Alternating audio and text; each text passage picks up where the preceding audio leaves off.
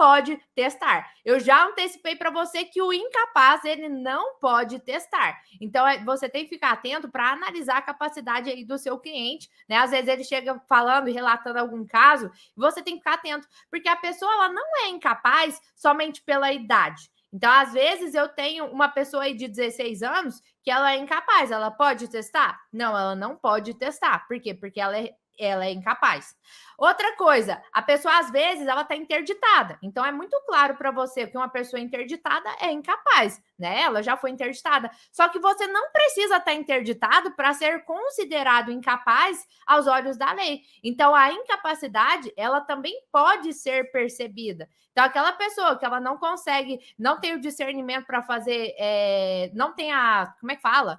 A plena capacidade civil, né, aos olhos da pessoa, e o próprio oficial do cartório, o tabelião, eles podem reconhecer isso. Se ele reconhecer que aquela pessoa não tem a faculdade mental plena, vai declarar como incapaz, mesmo não tendo ali, né, o termo de interdição. Então, você tem que ficar atento para perguntar para o seu cliente se a pessoa que vai testar, ela é plenamente capaz, tá? Porque é muito importante isso daqui. Eu não posso fazer testamento de pessoa incapaz. Se alguém era incapaz quando fez o testamento, você consegue anular esse testamento, tá? É as duas vertentes. Tá fazendo testamento? Fica atento para isso.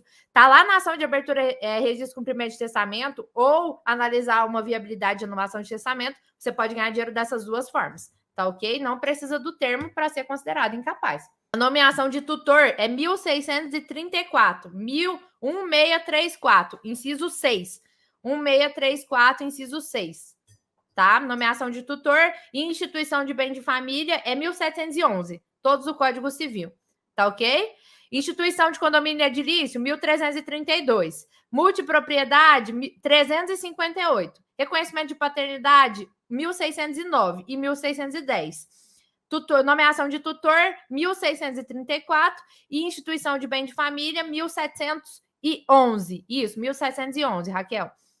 Exatamente. Agora a gente está falando sobre a capacidade do testador. Incapaz não pode testar. Você já sabe que não precisa do termo de interdição, tá? Se há o olho nu ali, né? Na nossa análise mesmo sem o termo, a pessoa for considerada incapaz, ela não pode testar. Por que eu tenho que ficar atento para isso? Porque lá no artigo 1861, já fui lá no 300, no 1700, 1600, 1300, agora eu estou no 1800. 1861, gente, 1861 do Código Civil fala especificamente que a incapacidade superveniente do testador não invalida o testamento, nem o testamento do incapaz se valida com a superveniência da capacidade.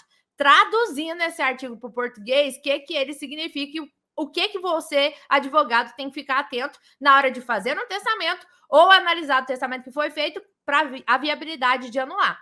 Se eu tenho uma pessoa, né? Se uma pessoa, ela fez o testamento ano passado, em 2021, agosto de 2021, ela estava plenamente capaz. Mas hoje ela faleceu e quando ela faleceu, ela já tinha sido interditada, né? 3 meses depois que ela fez o testamento, aconteceu um acidente, um AVC, e aí ela realmente perdeu ali a capacidade dela, foi interditada.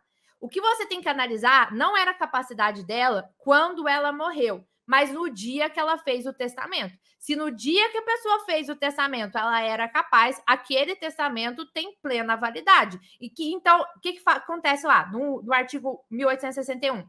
A incapacidade superveniente não anula o testamento. Então, se a pessoa ficou incapaz depois que fez o testamento, isso não invalida o testamento. O testamento foi feito em agosto de 2021. Setembro, outubro, novembro. Novembro ela foi interditada. Independente dela ter sido interditada depois, se quando ela fez o testamento ela estava plenamente capaz, esse testamento tem validade, não tem como você anular, tá ok? A incapacidade superveniente não invalida o testamento. Agora vamos para a segunda parte do artigo 1861, que fala que se uma pessoa é incapaz quando faz o testamento, se ela adquirir a capacidade depois, isso não faz o testamento a validade. Então vamos para um caso prático para você entender. Eu gosto que vocês assistam às aulas e enxerguem o caso do cliente de vocês aí, gente. Teoria você estuda no livro sozinha, aqui aula de prática mesmo, você enxergar o caso do seu cliente e ter segurança na hora que ele aparecer aí na sua frente e te perguntar alguma coisa, né? Então vamos lá. Vamos supor que o Roberto tinha 16 anos e ele tá aqui, com a pandemia, todo mundo ficou com medo, né, do dia de amanhã, não sabe quando vai falecer, né? Isso fez, inclusive, gente, aumentar o número de testamentos e, inclusive, de inventários que foram feitos. Você que está aí, você está se capacitando e falando para as pessoas que você atua com inventário? Porque se você não está, esse cliente, ele está precisando de um advogado, porque inventário é ato privativo de advogado. Se ele não contrata você, ele contrata alguém que está aí falando que poderia ser pior que você. Olha que triste, né, gente? É um momento tão difícil para a vida das pessoas e é importante o profissional que tenha ética no trabalho, que realmente se preocupe com aquele cliente, em fazer as coisas do jeito rápido. Eu tenho uma aluna, gente, eu não canso de falar dela aqui, a Pamela. A bichinha, ela fechou o contrato de 6 dígitos com 3 meses de OAB e essa semana ela me mandou uma mensagem falando que homologou o inventário judicial em 2 meses, gente. Isso daqui é aquela pessoa que domina a parte prática do inventário. Ela conseguiu agilizar tudo para em 2 meses ter um inventário judicial homologado. Você entende como dominar a parte prática, ter uma noção do todo, te dá vantagem competitiva, que até no judicial você consegue resolver as coisas mais rápido? É sobre isso, é importante você se capacitar, tanto para entregar o serviço de mais qualidade, como também para resolver mais rápido. Porque se resolver mais rápido, 2 coisas acontecem. Seu cliente fica satisfeito e o segundo, gente, além do seu cliente ficar satisfeito, você ganha o dinheiro mais rápido e está livre para atender outro cliente, né? A gente tem que pensar aí também como empresa, né? Se liberar para o próximo cliente. Então, se o cliente apareceu aí para você hoje, ele tem 16 anos e fez um testamento.